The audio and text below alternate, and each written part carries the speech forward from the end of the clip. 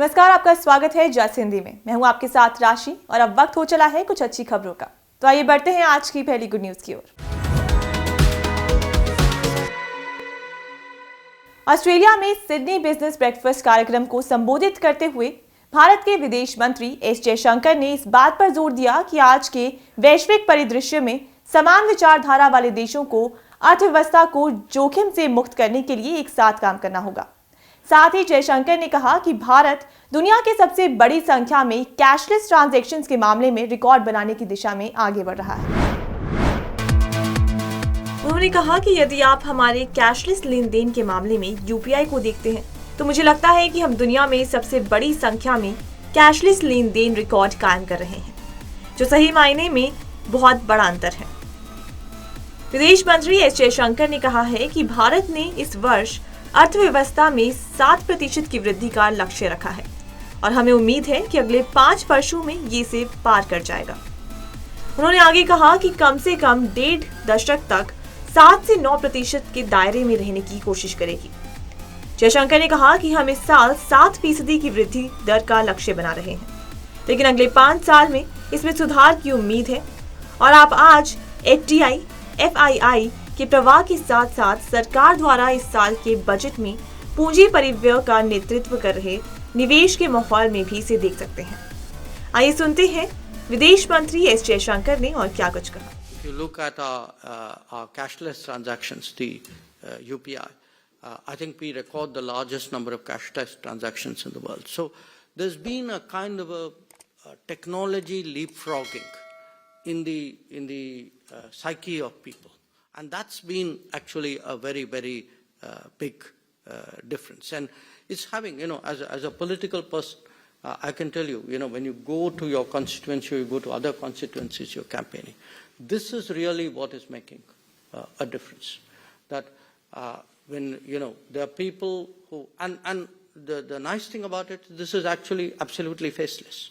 So it relieves the politician of any charge of favoring one group or one community or one region against the other. I mean, you actually can go in there completely objective, utterly impartial, totally technology data driven. And that's an enormous boon. So these were some of the, thoughts which I thought, I should share with you. My sense is we today clearly got a strong political tail. Kuno national park में चीतों का कुनबा 8 से बढ़कर अब 20 हो गया है। दक्षिण Africa से लाए गए 12 चीते शनिवार को कूनो नेशनल पार्क पहुंच गए। इन्हें एयरफोर्स के विमान से ग्वालियर लाया गया था और फिर वहां से 4 हेलीकॉप्टर में कूनो पहुंचाया गया। सभी 12 चीतों को क्वारंटीन करने के लिए बनाए गए 2500 वर्ग मीटर के बाड़ों में छोड़ा गया। इस बार पिंजरों से बाहर निकलते ही चीतों की तेज रफ्तार देखने को मिली। कूनो नेशनल पार्क में मौजूद 20 चीतों में से 10 नर और 10 मादा चीते हैं। दक्षिण अफ्रीका से आए 12 चीतों को 10 क्वारंटीन बोमा में अलग रखा गया। नर और मादा चीतों को अलग अलग रखा गया। 3 नर चीतों को अलग अलग रखा गया, जबकि 2 बाड़ों में 2-2 नर चीते रखे गए। 5 मादा चीतों को 5 बाड़ों में अलग अलग क्वारंटीन किया गया। इस दौरान मुख्यमंत्री शिवराज सिंह चौहान, केंद्रीय वन एवं पर्यावरण मंत्री भूपेंद्र यादव, केंद्रीय कृषि मंत्री नरेंद्र सिंह तोमर और वन मंत्री मध्य प्रदेश शासन विजय शाह मौजूद थे। मुख्यमंत्री ने चीतों को रिलीज करने से पहले नामीबिया चीतों के बाड़े में कुछ वक्त गुजारा और बीमार चीता साशा की खैरियत जानी। सीएम ने कहा कि एक्सपर्ट की इजाजत मिलते ही चीतों को क्वारंटीन बाड़ों से बाहर निकालने के साथ ही खुले जंगल में छोड़ने संबंधी निर्णय लिए जाएंगे। केंद्रीय वन मंत्री भूपेंद्र यादव ने कहा कि चीता परियोजना के लिए सीएम को भोपाल में एक बैठक बुलाकर 25 साल के लिए चीता परियोजना का प्लान तैयार करना चाहिए। हिमाचल राजभवन में शिव प्रताप शुक्ला ने 29वें राज्यपाल के रूप में शपथ ली। राज्यपाल ने संस्कृत भाषा में शपथ ली। हिमाचल हाईकोर्ट की कार्यकारी मुख्य न्यायाधीश जस्टिस सबीना ने शिव प्रताप शुक्ला को शपथ दिलाई। ओथ सेरेमनी में मुख्यमंत्री सुखविंदर सिंह सुक्खू, उप मुख्यमंत्री मुकेश अग्निहोत्री, मंत्रिमंडल के अन्य मंत्री, कांग्रेस प्रभारी राजीव शुक्ला, नेता प्रतिपक्ष जयराम ठाकुर सहित हिमाचल उच्च न्यायालय के न्यायाधीश सहित काफी लोग मौजूद रहे। इस दौरान राज्यपाल ने कहा कि मुझे सादा जीवन जीना पसंद है, जनता के बीच रहना और उनकी परेशानी का निपटारा करने के लिए पूरी कोशिश की जाएगी। उन्होंने कहा कि अधिकांश यात्रा सड़क मार्ग से करूंगा ताकि लोगों की समस्या को जानकर उसे सरकार के ध्यान में लाया जा सके। शपथ के बाद राज्यपाल श्री प्रताप ने कहा कि देवभूमि में उन्हें काफी कुछ सीखने को मिलेगा। उन्होंने इसके लिए राष्ट्रपति का आभार जताया। उन्होंने कहा कि पूर्व के राज्यपालों द्वारा चलाई गई योजनाओं को आगे बढ़ाएंगे। प्रदेश में नशे को रोकने के लिए काम किया जाएगा। प्रधानमंत्री के टीबी के उन्मूलन के लिए भी काम किया जाएगा। राज्यपाल ने प्रदेश में फरवरी महीने में ही बढ़ते तापमान पर चिंता जाहिर की। कहा कि गोरखपुर व शिमला के मौसम में कोई ज्यादा फर्क नहीं है, बर्फ न पड़ने के कारण तापमान बढ़ा है।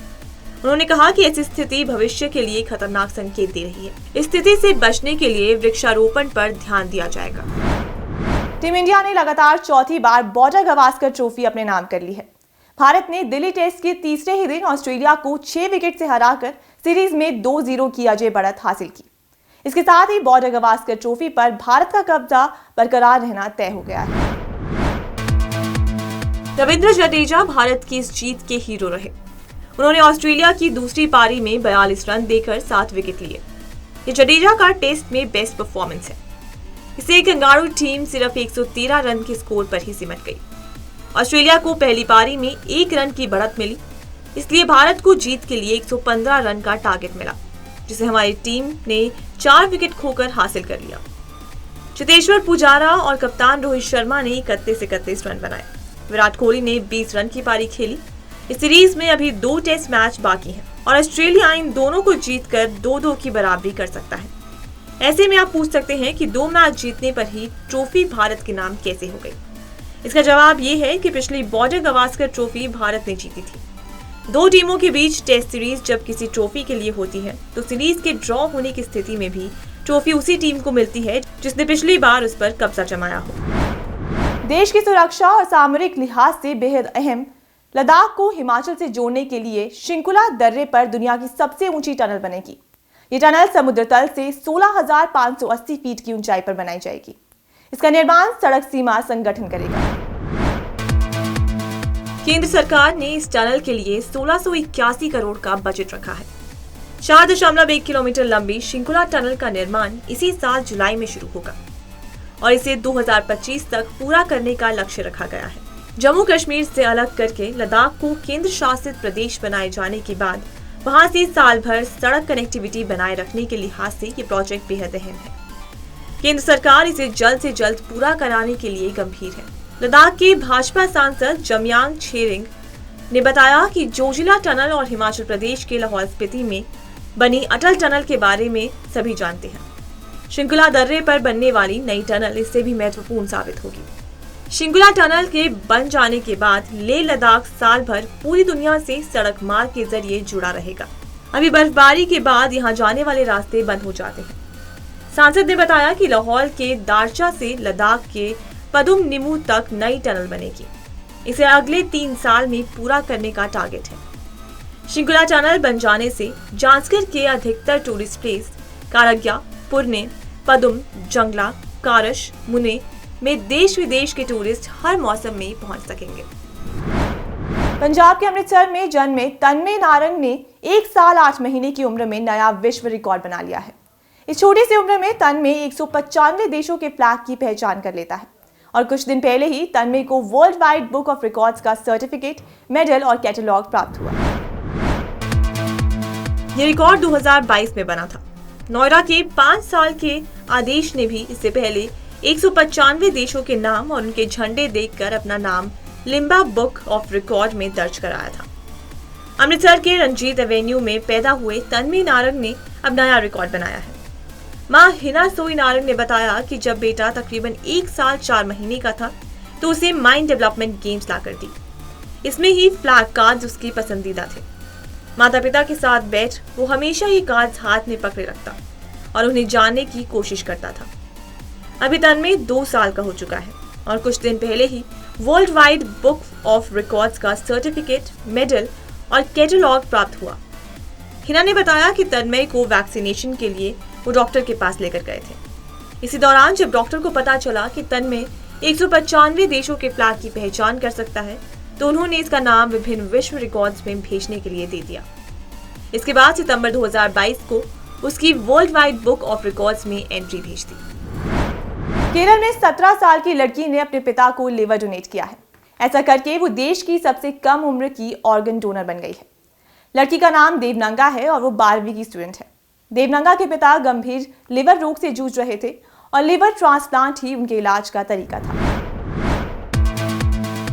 देश के ऑर्गन डोनेशन नियमों के मुताबिक 18 साल से कम उम्र के लोग अंगदान नहीं कर सकते। ऐसे में देवनंगा ने केरल हाई कोर्ट से विशेष इजाजत मांगी, जिसे कोर्ट ने मान लिया।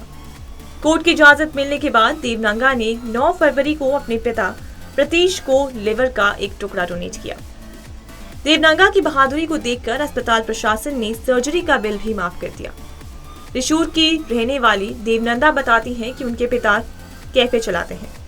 पिछले साल सितंबर में ओणम के समय उनके पिता जब काम से घर लौटते थे तो उनके पैर सूजे होते थे। उस वक्त उसके पिता की बहन की ब्रेस्ट कैंसर से मौत हुई थी और सब इस दुख से उबर रहे थे, इसलिए किसी ने पिता की हालत पर गौर नहीं किया। उसके पिता प्रतीक्ष का 2 महीने में 20 किलो वजन बढ़ गया। वो अक्सर थकान और पैरों में दर्द की बात करते थे। परिवार ने उनका ब्लड टेस्ट करवाया, जिसमें रिपोर्ट्स नॉर्मल आई। परिवार उनकी सेहत को लेकर चिंतित था, तो सीटी स्कैन समेत उनके कई टेस्ट कराए। उसी वक्त उनके लिवर में दिक्कत की बात सामने आई और तभी देवनंगा ने अपने पिता को लिवर डोनेट करने का फैसला लिया। गुड न्यूज में आज के लिए सिर्फ इतना ही। फिर लौटूंगी कुछ अच्छी खबरों के साथ। तब तक के लिए मुझे दीजिए इजाजत और देखते रहिए जस्ट हिंदी। बाकी आप अपना फीडबैक हमें info@justbroadcasting.com पर मेल करना ना भूलें।